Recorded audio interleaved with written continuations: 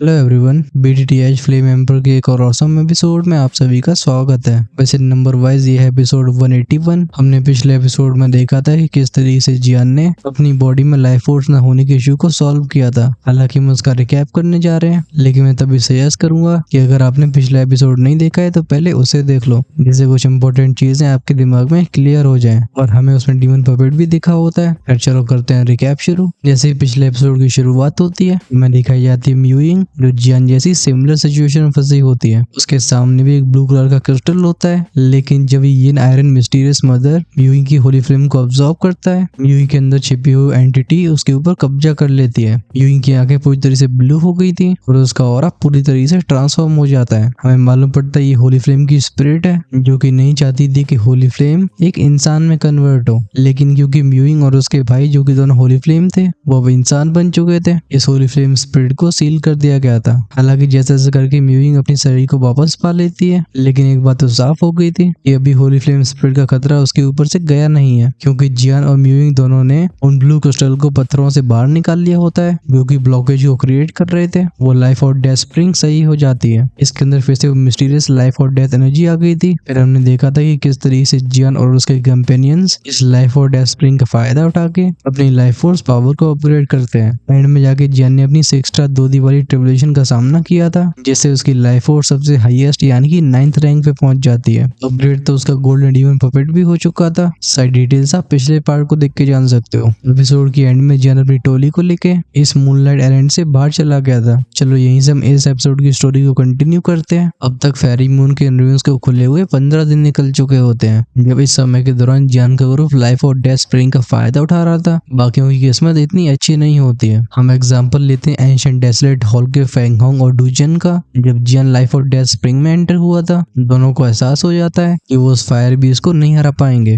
दोनों काफी निर्णय को लेके इस पूरे सॉम्प एरिया को छोड़ के चले जाते हैं। आखिरकार मूनलाइट आइलैंड में बस यही अकेला ट्रेजर नहीं होता। ये दोनों अपनी निगाहों को टिकाते हैं रिजेंटफुल ओल्ड मॉन्स्टर पे। कहा जाता है मूनलाइट आइलैंड के इस गार्डन के पास बहुत सारे ट्रेजर्स मौजूद हैं और इसकी स्ट्रेंथ कही जाती है 8 स्टार 2 के मिड स्टेज तक। लगता है फेंग होंग और डूजन अपनी स्ट्रेंथ पे कुछ ज्यादा कॉन्फिडेंट होते हैं, क्योंकि उस रिजेंटफुल ओल्ड मॉन्स्टर ने दोनों की बैंड बजा दी थी। अगर वो एक स्पेशल स्किल का इस्तेमाल करके उस रिजेंटफुल ओल्ड मॉन्स्टर से दूर नहीं जाते, तो शायद वो बुड्ढा दोनों की चमड़ी उधेड़ लेता। सबसे पहले हमें दिखाया गया था फेंग होंग। इसका चेहरा कड़वाहट से भरा होता है। वो कहते हैं अनलकी, आखिर ये बुड्ढा इतना स्ट्रॉन्ग कैसे है। डूजन कहते हैं सीनियर ब्रदर, हम अपने आप को ब्लेम नहीं कर सकते, हमें बस इसकी एबिलिटीज के बारे में पता नहीं था। ये सुन के फेंग होंग उसके ऊपर नजरें गड़ा लेता है। वो कहते हैं सच बताओ, क्या तुम सच में बर्निंग इंसेंस पवेलियन के जियान को अपना राइवल मानते हो। डूजन कहते हैं ऑफ कोर्स, जब से जियान ने पॉइंट्स ग्रैबिंग कंपटीशन में वो शानदार परफॉर्मेंस दी होती है, डूजन मन बना चुका था वो एक दिन जियान को जरूर सरपास करेगा। अपने जूनियर ब्रदर की आंखों में डिटर्मिनेशन को देख के फेंग होंग नोट करके बोलते ही अच्छी मेंटेलिटी है, तुम और भी मेहनत करते रहो, मुझे लगता है तुम एक दिन हमारे एंशिएंट डेसोलेट हॉल का नाम और ऊपर ले जाओगे। फेंग होंग जानता था कि जियान को सरपास करना बिल्कुल आसान नहीं होगा, लेकिन वो तब भी अपने जूनियर ब्रदर को सपोर्ट करना चाहता था। तभी डूजन थोड़ा हेजिटेशन के साथ बोलता है, by the way senior brother, हमने मोल्टन वर्ल्ड में जियान और ची हाउरन को। इससे पहले डूजन कुछ आगे बोल पाता, फेंग होंग का चेहरा डार्क हो जाता है। वो कहता है मुझे ये फाइट अजीब लगी और पिछले काफी समय से ज्वालिन रॉयल फैमिली लगातार मिस्टीरियस होती जा रही है। ची हाउरन के मरने से पहले मुझे उसका ऑरा कुछ अजीब सा लगा था, और क्योंकि वो ची हाउचन भाग पाया है, तो फिर किसी के पास कोई सबूत नहीं है कि आखिर हुआ क्या। लेकिन एक चीज सर्टन है, जैसे बर्निंग इंसेंस पवेलियन और ज्वालिन रॉयल फैमिली के बीच के रिश्ते हैं, ये इंसिडेंट एक बड़े तूफान को जन्म देगा।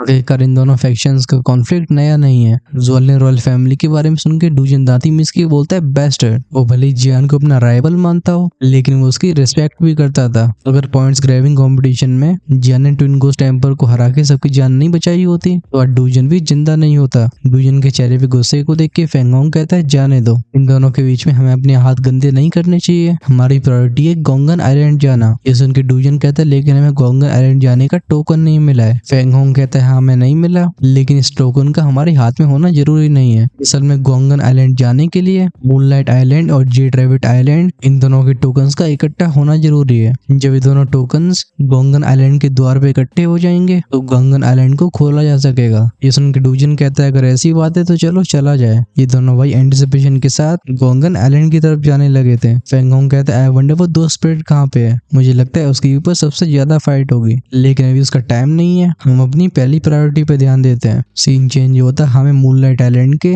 एक हिस्से में एक शैडोई फिगर दिखाया जाता है। वो बंदा अपनी होठों पे अम्यूजमेंट वाली स्माइल को लेके बोलता है, टिस्क टिस्क वो मूर्ख हाउरेन, एक्चुअली में उसने अपनी जान गंवा दी। अगर 7 स्टार 2 दिन मिड स्टेज की स्ट्रेंथ के बाद भी वो एक छोटे से बच्चे से डील नहीं कर पाया तो लगता है उसको और जीना जरूरी भी नहीं था। ही ये सभी मूर्ख सच में होपलेस हैं। ये और कोई नहीं बल्कि था गनी, जो सोलोमन स्टैक का डिसाइपल था। और इसके दूसरी तरफ होता है वंश। ये होता है मिरेड पॉइजन स्टैक का डिसाइपल। इसकी पूरी बॉडी में ग्रीन मार्क्स फैले होते हैं और इसके हाथ में होती बहुत बदसूरत सी चीज। वंश कहता है शुरुआत में ज्वालिंग रॉयल फैमिली के साथ मिलके उस जान से डील करना चाहता था, लेकिन लगता है अब हम दोनों ही बचे हुए हैं। ये सुन के गनी के एक्सप्रेशन डार्क हो गए थे। वो कहता है क्या तुम मुझे हल्के में ले रहे हो? भले ही गनी की स्टैंड 7 स्टार 2 की अर्ली स्टेज पे ही हो, वो अपने आप को तब भी चिहारों से कमजोर नहीं मानता था। गनी को गुस्सा होती हुई देख वांगशे स्माइल करके बोलता है, ही बुजुर्गो आप मुझे गलत समझ रहे हो। मैं तो बस ये कह रहा हूँ क्योंकि हम कम बचे हैं तो हमें ज्यादा खजानों को बांटना भी नहीं पड़ेगा। इस बात ने गनी का मूड अच्छा कर दिया था। वो कहता है तुम सही बोल रहे हो। ठीक है, बात बहुत हो गई। लगता है अब तक मूनलाइट आइलैंड और जेड रेविट आइलैंड दोनों की टोकन इकट्ठे हो चुके होंगे। हम भी चलते हैं चलो गोंगन आइलैंड की तरफ, जहाँ पे असली ट्रेजर मौजूद है। वांगशे की तरफ देखे गनी की आंखों में एक गहरी लालच से भरी भावना दिखाई देती है, लेकिन जब वो वांगशे को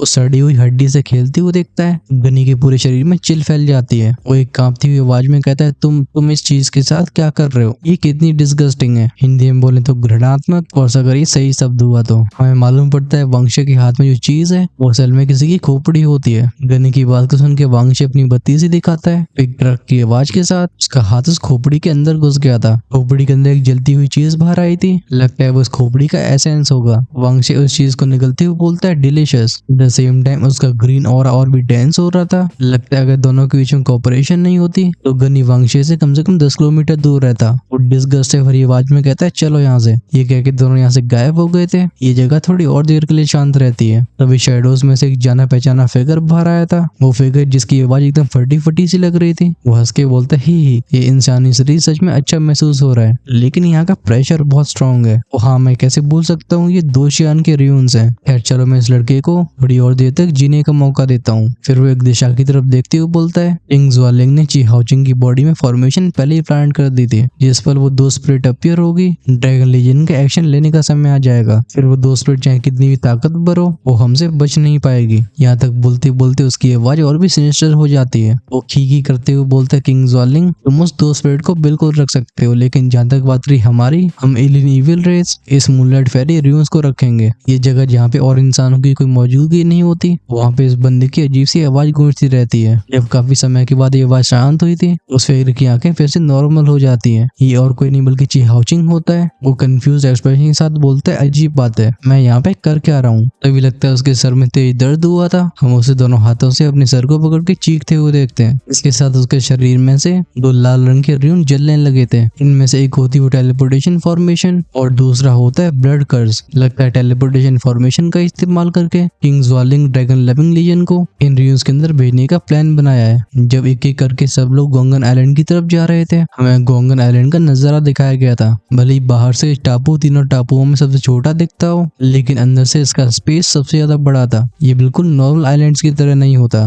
नहीं इसके अंदर कोई गुफा दिखाई देती है और न किसी भी तरीके का दलदल, बल्कि गोंगन आइलैंड के अंदर का एरिया चारों तरफ फैला हुआ था। और इसके बीचा बीच में ग्रैंड आई कैचिंग स्ट्रक्चर खड़ा होता है, जो होता है पर्पल क्रिस्टल पैलेस। ये पैलेस जो कि पूरी तरीके से पर्पल क्रिस्टल से बना हुआ था और दूर से ये अपनी पहचान बताता है। इसके नोबल ऑरे के ऊपर कोई शक नहीं उठाया जा सकता। ये चीज जो कि गोंगन आइलैंड की सबसे ऊंचाई पे होती है, वो सबसे ज्यादा ध्यान को भी आकर्षित करती है। सीन थोड़ा सा पैलेस के अंदर गया था। लगता है इसके हॉल्स में कुछ लोग मौजूद थे। क्रिस्टल पैलेस की गहराइयों में से एक मीठी सी आवाज सुनाई देती है। वो आवाज कहती तो वो यहाँ पे पहुंच गए। ये बोलने वाली होती खूबसूरत सी फिगर, लेकिन जो चीज अजीब थी वो इसके चारों तरफ का केज होता है। केज मतलब पिंजरा। ये पर्पल केज उसे बांध के रख रहा था। बात बस ऐसी थी कि जिसपे हमारा ध्यान सबसे ज्यादा खींचता है वो इस औरत की खूबसूरती नहीं होती, बल्कि वो होते हैं 2 हार्ट जैसे ऑब्जेक्ट जो इस औरत के पीछे पल्स हो रहे थे। इनकी हर एक धड़कन के साथ एक ईरी पावर रेडिएट होती है, लेकिन बदले में वो वुमन एक प्योरीफाइंग फोर्स को रिलीज करती है, जिससे वो इवल ऑरा मिट जाता है। लगता है अभी वो किस चीज को छिपाने की कोशिश कर रही थी। तभी इस हॉल में एक और फिगर अपीयर हुआ था। इस बंदे ने लाल रंग की रोब्स पहन के रखी होती है, साथ में इसकी ऑरेंज फ्लेम्स मिली होती है। वो कहते हैं मूनलाइट आइलैंड और जेड रेविट आइलैंड के टोकन्स अब इस गोंगन आइलैंड की तरफ आगे बढ़ रहे हैं। उन बच्चों को यहाँ तक पहुंचने में समय नहीं लगेगा। ये सुन के पिंजरे के अंदर वो औरत जिसका नाम था चियानियंग, वो कहती कहती है तुम तो जेट रैबिट आइलैंड में थे क्यों? जवाब देती है फायरी रेड रोडमैन बोलता है मुझे तुम्हारी चिंता हो रही थी इसलिए मैं तुम्हें चेक करने आ गया। फिर उसकी नजरें जाती है उस वस्तु के ऊपर जो किसी दिल की तरह धड़क रही होती है। वो पूछता है क्या तुम जानती हो कि क्या चीज है? जियानिंग कहती है हाँ मैं जानती हूँ। ये सुन के वो बंदा सहाय करता है। वो कहता है इतने सालों में तुम लगातार तकलीफ को झेलती आई हो। इस लड़की को पिंजड़े के अंदर बंद हुए काफी लंबा समय हो चुका था। अगर उसके पास पावरफुल स्ट्रेंथ नहीं होती तो शायद बहुत पहले उसका वजूद मिट चुका होता। लगता है इस लड़की को मालूम पड़ जाता है कि फायरी रोडमैन क्या सोच रहा है। वो कहते हैं चिंता मत करो ये मुझे हरा नहीं पाएगा। फिर उसकी नजरें पिंजड़े से थोड़ी दूर जाती है। यहाँ पे एक मूर्ति मौजूद होती है। वो लड़की कहती है मुझे ये बताओ कि क्या वो सच में यहाँ पे फिर से आएगा? इस स्टैचू की हाइट होगी 5 मीटर की और इसकी नक्काशी इस तरीके से करी गई थी जैसे कोई मूर्ति नहीं बल्कि असली इंसान हो। इसके चेहरे के वो जेंटल एक्सप्रेशन बिल्कुल साफ दिखाई देते हैं। ओवरऑल ये पत्थर की मूर्ति वाला फिगर एक मैस्कुलिन हैंडसमनेस को दिखाता है। इस मूर्ति की आंखों को देख के ऐसा लगता है जैसे इसके पास बहुत पावरफुल स्ट्रेंथ रही हो। लेकिन जो चीज इसके बारे में सबसे ज्यादा ध्यान को आकर्षित कर रही थी वो होती इसकी पीठ से बंधी हुई एक बड़ी सी रूलर। ये रूलर बिल्कुल जियान के एंशिएंट रूलर जैसी होती है। बस क्या दोनों के बीच में कोई कनेक्शन है ये तो भविष्य से ही बताएगा। वो लाल रंग के कपड़े पहने हुए फिगर जानता था कि अभी तक चियानिंग बस इस मूर्ति की वजह से जीती आ रही है। चियानिंग की नजरें जब जब उस मूर्ति के ऊपर जाती थी ऐसा लगता है इनमें एक अलग ही वार्मनेस आ जाती हो। ये वो ठंडी हवा की धूप होती है जो दिल को सुकून पहुंचाती है। चियानिंग कहती है सिस्टर जायू ने मुझसे बोला था कि मैं जब तक यहाँ पे इंतजार करती रहूंगी वो मेरे लिए जरूर आएगा। इस बात को सुन के वो फायरी रेड रोडमैन थोड़ा हेस्टेट करता है। वो कहता है लेकिन वो इविल ऑरा। चियानिंग कहती है ऑरा लंबे समय से शांत था लेकिन न जाने क्यों पिछले कुछ समय से के अंदर फ्लक्चुएशन सेंस हो रही है। मुझे डर है कि हमारे रूइंस के अंदर कुछ इविल रेस के क्रीचर्स आ चुके हैं। चियानिंग की बात को सुन के उस बंदे की भौं से कुट गई थी। वो कहते हैं इस जगह को मूनलाइट फेरी ने बनाया था। फेरी जायू के द्वारा छोड़ी हुई पावरफुल रिस्ट्रिक्शंस की वजह से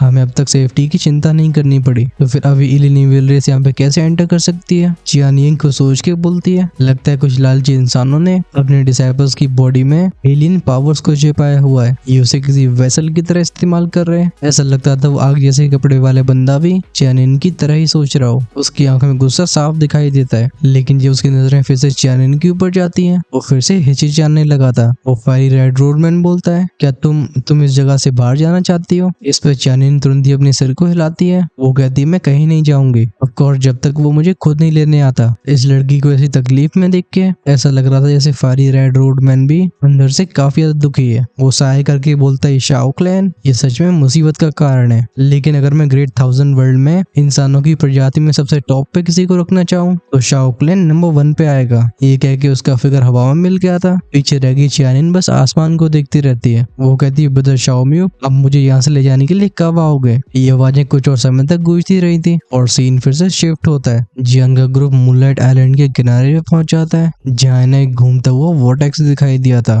इस मिस्टीरियस गेटवे को देख के जियान कहता है क्या यही गोंगन आइलैंड का एंट्रेंस है? इसका जवाब किसी इंसान ने नहीं बल्कि एक चूहे ने दिया था। लगता है जियान के सवाल से वो चूहा बिल्कुल सेटिस्फाइड नहीं होता है। वो मुंह फुला के बोलता है क्या तुम्हें इस लॉर्ड के शब्दों में भरोसा नहीं है? जियान अपने हाथ पे फिल्म के क्रिस्टल को लेके बोलता है उम्मीद करता हूँ कि तुम हमसे झूठ नहीं कह रहे होगे वरना। इतना कह के फ्लेम का क्रिस्टल पफ हो जाता है यानी कि बुझ गया था। ये देख के सिल्वर लाइट माउस की चिल फैल गई थी। हम उसे ये देख के म्यूइंग के कपड़ों के पीछे छुपते हुए देखते हैं। चारों तरफ की एनर्जी को सेंस करके सूची बोलती है मैं इसके अंदर से एक वेल हिडन ऑरे को सेंस कर पा रही हूँ। ये जरूर वही होगा। ऑफ कोर्स उन फ्लक्चुएशन को जियान भी सेंस कर पा रहा था। वो कहता है मुझे कहना पड़ेगा ये गोंगन आइलैंड सच में मिस्टीरियस है। बाहर से किसी भी तरीके से इसके इंटीरियर का पता नहीं लगाया जा सकता लेकिन अगर बाकी के दोनों आइलैंड्स पे ऐसे खतरे मौजूद थे तो ये आइलैंड उससे भी आगे होगा। ये सुनकर सिल्वर लाइट माउस फिर से बाहर आया था। वो अपने दोनों हाथों को फोल्ड करके बोलता है ऑब्वियसली क्या तुम ये समझ रहे हो कि कोई भी गोंगन आइलैंड घुस सकता है? जब यहाँ पे बातचीत चली रही होती है तभी लैंग फुई पैनी आवाज में कहती है और लोग आ गए। ये होता है हुआ इलेक्शन जो कि पपेट सेक का डिसाइपल था। वो एक तेज आवाज में बोलता है टिस्क मैं सच में अनलकी हूँ। मुझे मालूम पड़ा था कि वो 2 स्पिरिट जेड रैबिट आइलैंड में मौजूद है लेकिन मुझे इसका ट्रेस भी मालूम नहीं पड़ा है। जब जियान सुनता है वो समझ जाता है कि सिर्फ गोंगन आइलैंड में वो इनहेरिटेंस ही मौजूद नहीं है बल्कि उसे 2 स्पिरिट भी वहीं मिलेगी।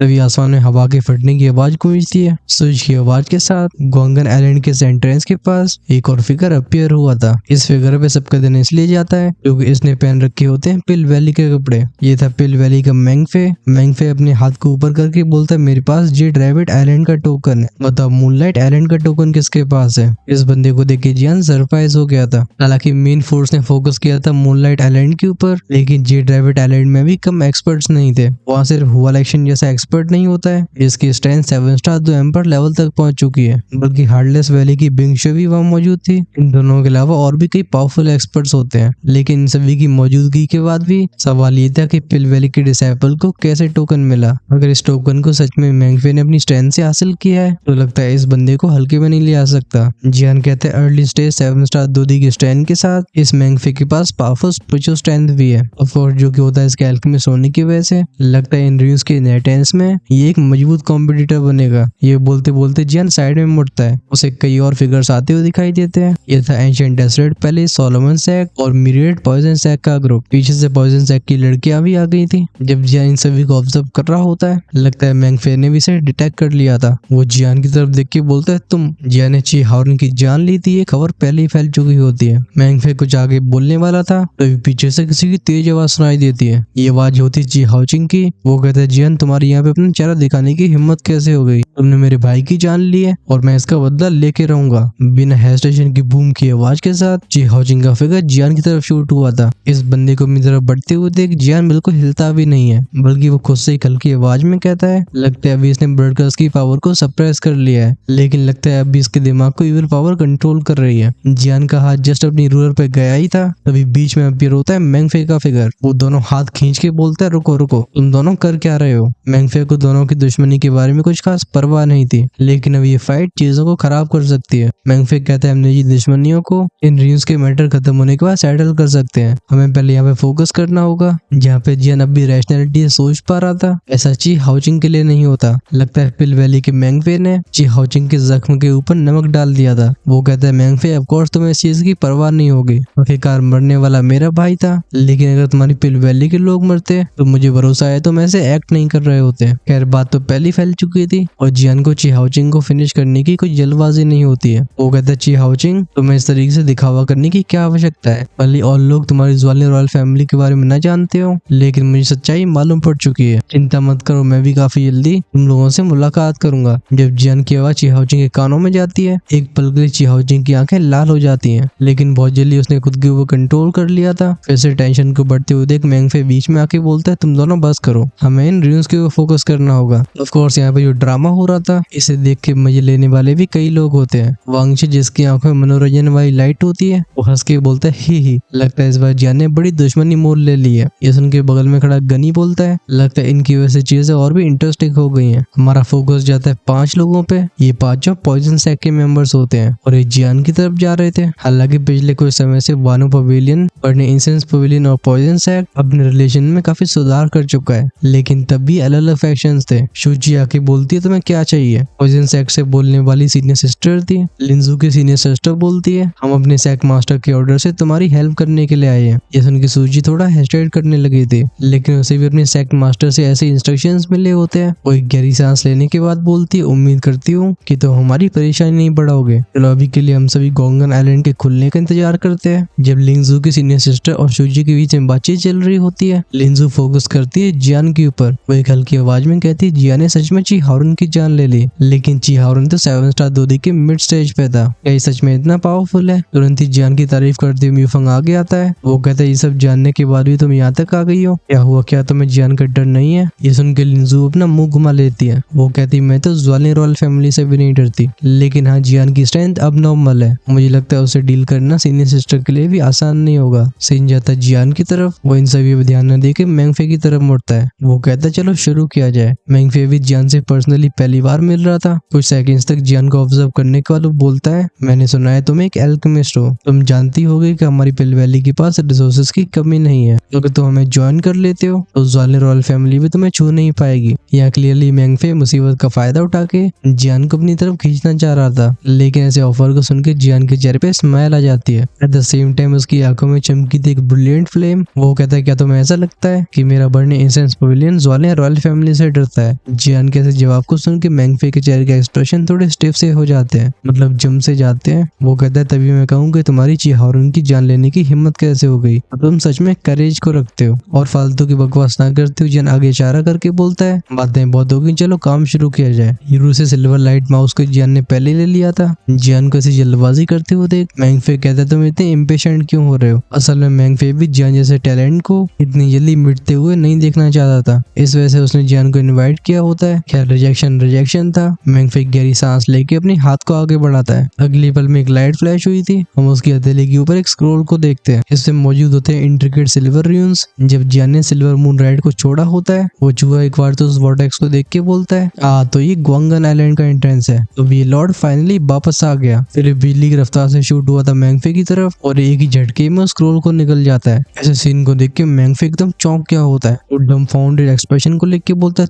तुमने इस चीज को ऐसे क्यों खा लिया? स्क्रोल में ग्वांगन आइलैंड को खोलने की सीक्रेट टेक्निक मौजूद थे, लेकिन अब जब ये स्क्रोल गायब हो गया है, मैंगफे के दिल को गहरा दर्द हो रहा था। मैंगफे के चेहरे को लड़की को देख के वो चूहा बोलता है हम तुम क्या जानते हो? क्या तुम्हें लगता है कि इस लॉर्ड के होते हुए तुम्हें ये सब बकवास की जरूरत है? जब बार बार चूहा भी उसकी बेइज्जती करता है, मैंगफे का चेहरा डार्क होने लगा था। अच्छी बात है बीच बचाव करने के लिए जियान मौजूद था। वो कहता है रिलैक्स, ये हमें सही रास्ता दिखाएगा। जब मैंगफे को जियान के चेहरे पे वो स्माइल दिखाई देती है, उसके चेहरे का एक्सप्रेशन और भी अगली हो जाते हैं। क्या जियान इस पर ध्यान नहीं देता, उस चूहे को ध्यान से देखता है। हमारा भी ध्यान उसके ऊपर गया था। जैसे ही चूहे ने स्क्रोल को निकला होता है, उसके शरीर के ऊपर अलग निशान अपीयर होने लगते हैं। ये पैटर्न्स एकदम मनमोहित करने वाले थे, इनमें कोई भी खो सकता था। जियान और बाकियों की आंखों में उस उम्मीद को देख के वो चूहा कॉन्फिडेंस से भरी आवाज में छाती ठोक के बोलता है ठीक है, तुम इस लॉर्ड के ऊपर छोड़ दो। फिर जुश की आवाज के साथ वो सीधा घूमते हुए स्पेस में एंटर कर गया था। जियान को ग्वांगन आइलैंड के एंट्रेंस में कई बार उस चूहे की शैडो दिखाई देती है। ये लगातार ऊपर नीचे दाएं बाएं जा रहा था। फिर कुछ समय के बाद उस वॉर्टेक्स में से एक रोशनी बाहर आई थी। अचानक से अब तक सील हुआ पड़ा हुआ एंट्रेंस ट्रैम्बल होता है। ये साइंस होते हैं इसके खुलने के। आइलैंड के द्वार को खोलते हुए देख लोग जितने ज्यादा एक्साइटेड होते हैं, उन्हें उतनी ज्यादा जियान की चिंता भी होती है। अरेनगेट और स्वैम्प में क्या हुआ वो सबके लिए एक उदाहरण बन चुका था। भीड़ कहती इस बार हम जियान को अपनी मनमानी नहीं करने देंगे, चलो तुम सभी चौकन्ने रहो। इन्हें लगता था कि अगर सबसे पहले एक्शन नहीं लेंगे तो अपॉर्चुनिटी कोई और ले जाएगा। जैसे जैसे उस एंट्रेंस में और भी रिपल्स बन रही थी, जो ब्लड डीमन गोल्ड एनर्जी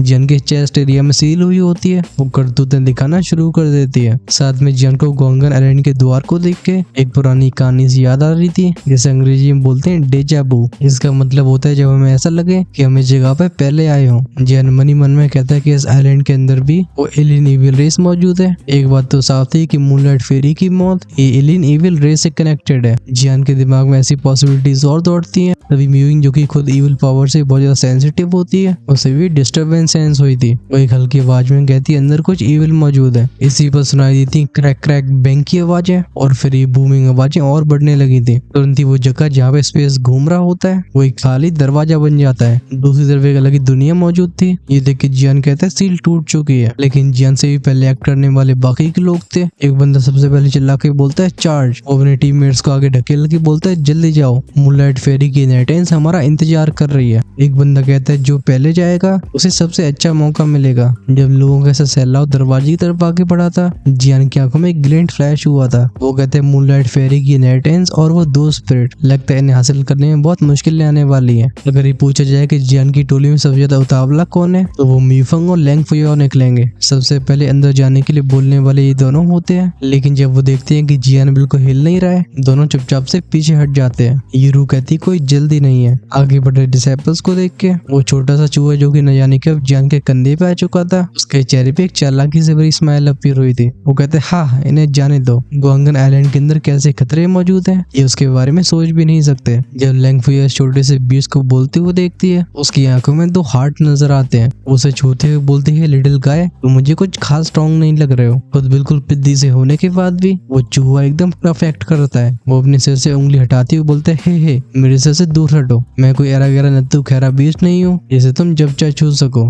लेकिन लैंग फुया मानने वालों में से नहीं थी। लड़कियों को वैसे ही फ्लफी चीजें अच्छी लगती हैं। लगता है अंदर जाने का समय आ गया था और जियान इसका इशारा करता है। तब यूरू कहती है हमें पहले मेडिसिन गार्डन की तरफ चलना चाहिए। टिंशन कहती है मेडिसिन गार्डन तो के दो स्पिरिट और इनहेरिटेंस और लोग पहले हासिल नहीं कर लेंगे। ये सुन के जियान अपने सिर को हिलाता है। वो कहता है अभी कुछ ज्यादा ही प्रतिद्वंदी मौजूद है। ग्वांगन आइलैंड में जाने वाले सब कम से कम 6 स्टार दूधी के स्टैंड को रखते हैं। शुरुआत से इनके साथ लड़ते रहना ये हमें थका के रख देगा। जब जियान ऐसी बात करता है तो पॉइजन सैकी सीनियर सिस्टर हम्प करके बोलती है लगता है उस मेडिसिन गार्डन में कुछ ऐसा मौजूद है जो तुम्हें चाहिए। इसके जवाब में जियान ने बस मुस्कान दिखाई थी। पॉइजन सैकी सीनियर सिस्टर लिंजू की तरफ मुड़ के बोलती लिंजू मैं इस बार जियान को ध्यान से ऑब्जर्व करना चाहती हूँ। ये लड़का जिसकी तारीफ तीनों पवेलियन मास्टर ने करी है, मैं देखना चाहूंगी कि इसके बारे में ऐसा खास क्या है। इस बार जो जियान के ग्रुप को लीड कर रहा था वो जियान नहीं था, बल्कि ये होते यूरू। सोच की आवाजों के साथ जियान का ग्रुप उस स्पेशल गेट के अंदर चला गया था। जब ये वो इधर से गायब हो चुके होते हैं तब हम शेडोज में से दो फिगर्स को बाहर आते हुए देखते हैं। ये और कोई नहीं बल्कि शिंगटाकी और शाओबी थी, जो कि एस्ट्रोलॉजी वैली के डिसाइपल्स होते हैं। शाओबी बोलती मिस हमें क्या करना चाहिए। शिंगटाकी गोंगन आइलैंड की तरफ देख के बोलती उन्हें फॉलो करो,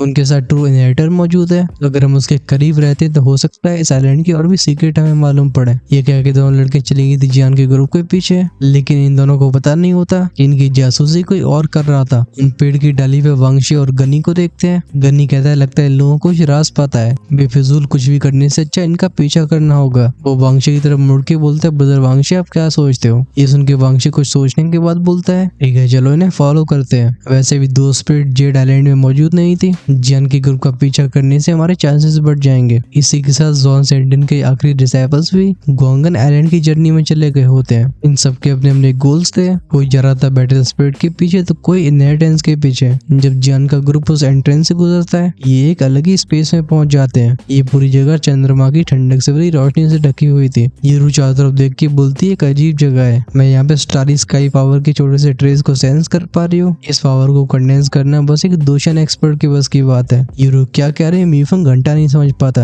वो कहता है मुझे कोई सेंस क्यों नहीं हो रहा। बगल में चल रही थी वूपो जो पॉइजन सेक की सबसे सीनियर डिसाइपल थी। वो मीफंग से बोलती शायद ऐसा इसलिए है क्योंकि यूरो इनहेरिटेंस रून को पोजेस करती है। जब फिर से इनहेरिटेंस रून बीच में आता है हम मीफंग को फ्रस्ट्रेट होते हुए देखते हैं। वो कहते हैं ये बिल्कुल फेयर नहीं है। जियान की टोली यूरो का पीछा करते करते कुछ समय के बाद ऐसी जगह पे पहुंची होती है जहाँ इन्हें कुछ ऐसा दिखा था जो सबके मुंह को डब्बे की तरह खोल के रख देता है। ये था वही पर्पल क्रिस्टल पैलेस। फर्क बस इतना होता है कि इसके करीब जाने के बाद इन्हें स्ट्रक्चर में से जो रिपल्स फील हो रही होती है वो सबके खून को ठंडा कर देती है। जियान कहता है कि यही वो जगह है जहाँ पे इनहेरिटेंस मिलेगी। ऑफ कोर्स ये कौन सी जगह है हमें अच्छे से पता है क्योंकि इसके एक हॉल में क्या मौजूद है उसका एक छोटा सा कैमियो हम पहले ही देख चुके हैं। बेसिकली आज का हमारा ये एपिसोड दोनों आइलैंड्स को जोड़ने का काम करता है, साथ में बताता है कि औरों ने इस समय के दौरान क्या किया। वैसे मुझे लगता है पूरी नोवेल की स्टाइल है, स्टोरी के बड़े होने की वजह से और भी कैरेक्टर्स को थोड़ा थोड़ा डेवलप होने का मौका दिया जा रहा है। ये चीज ऑनेस्टली मुझे काफी पसंद है। हो सकता है कुछ लोगों को ये पसंद ना भी आए, बट है जो चीज हमें ज्यादा बोरिंग लग रही है ऐसी बात नहीं कि हम उसे स्किप नहीं कर रहे हैं। फॉर एग्जाम्पल भले आपको लग रहा हो कि हमने आपको डिसाइपल्स की सारी बातें बताई हैं, लेकिन असल में हम कई डिस्कशन को स्किप भी कर चुके हैं। मैं कोशिश कर रहा हूँ जियान की ओर फोकस करने की। हाउएवर जब भी मुझे लगेगा कि कोई चीज इंपॉर्टेंट है मैं इसे स्टोरी में इंक्लूड जरूर करूंगा। अगर आप इसे सपोर्ट करते हो तो कमेंट्स में लिख के बताओ।